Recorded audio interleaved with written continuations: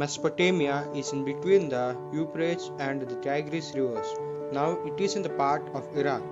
This civilization is known for its city life, rich literature, and its mathematics and astronomy. Cities started growing across Mesopotamia from the year 3500 BC. The first known language of the Mesopotamians was Sumerian.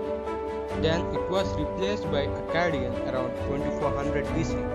This language flourished till Alexander's time of 323 BC, with some regional changes.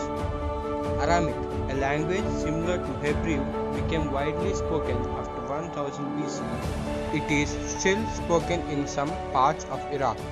Iraq is a land of diverse environments. Northeast lie green plains, gradually rising to tree-covered mountain ranges with clear streams and wildflowers, with enough rainfall to grow crops. Here, agriculture began between 7000 and 6000 BC. In the north, there is a stretch of upland called the steppe where animal herding offers people a better livelihood than agriculture. After the winter rains, sheep and goats fed on the grasses and low shrubs that grow here. To the east, tributaries of the Tigris provide routes of communication into the mountains of Iran. The south is a desert of Arabia, and this is where the first cities and writing emerged.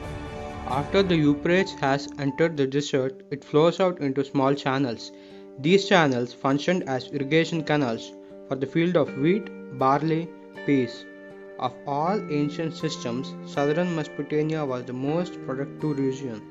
Meat, milk, and wool were in abundance from sheep and goats. Fish was available in rivers and date palms in summer. The Epic of Gilgamesh. In the history of Mesopotamia, this was really a great real episode.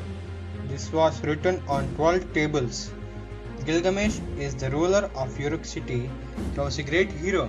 He helped many poor people. He was shocked with the death of his best friend and he set out to find the secret of immortality. But he found no answers to his questions and returned back to his capital city. Then he consoled himself by walking along the city wall. He takes consolidation in the city that his people had built. At the center of each major city in Mesopotamia, with a large structure called ziggurats were built. Ziggurat was built to honor the main god of the city. The tradition of building the ziggurats was started by the Sumerians, but other civilizations of Mesopotamia, such as the Akkadians, Babylonians, Assyrians, also built ziggurats. Ziggurats look like step pyramids. They would have anywhere from 2 to 7 levels or steps, each level of being smaller than the one before. The ziggurat would be square in shape at the base.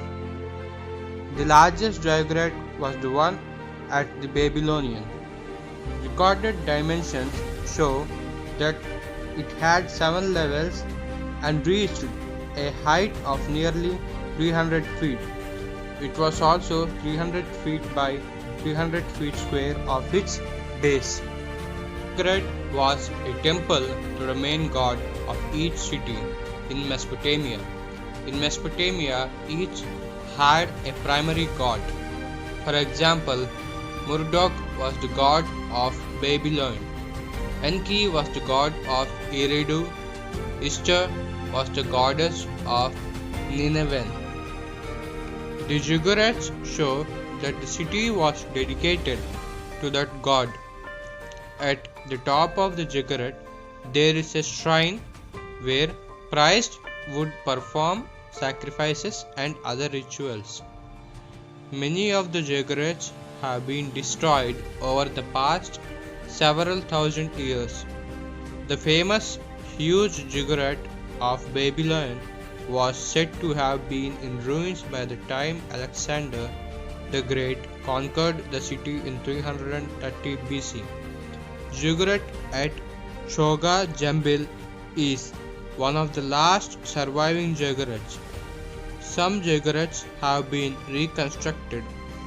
Ziggurat in the city of Ur is somewhat rebuilt. Some facts about ziggurats. The ziggurat at the Babylon was named Atminaku.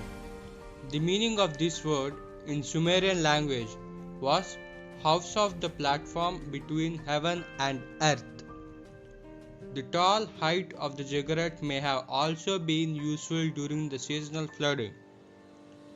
The early Egyptian pyramids were step pyramids similar to the ziggurats.